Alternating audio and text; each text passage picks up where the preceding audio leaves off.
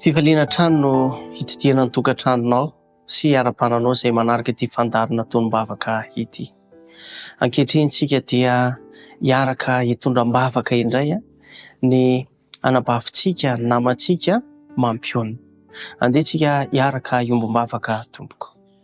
Andriamanitra lehibe ianao, Andriamanitra tsara ianao, tompony tompo, mpanjakany mpanjaka, ilay antom-pisianay, ary ilay nahatonga anay nisy tety ambony ity tany ity.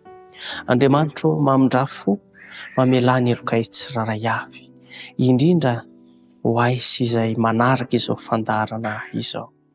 Ankehitriny dia mangataka-bavaka manokana ho an'ny anabavy mampionona ny tenako.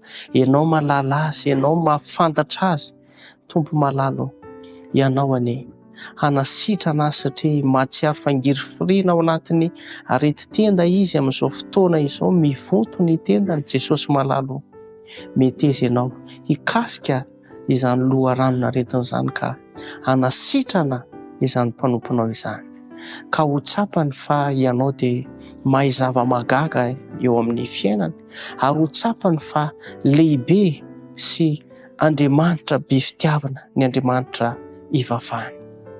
Koa meo azy sy ny manodidina azy ihany koa ny fahafahamanao rehetra, ny amin'ny fikarakarana rehetra, ka mpitero aminy hatrany ny fanantenana sy ny finoana fa hainao ny zavatra rehetra.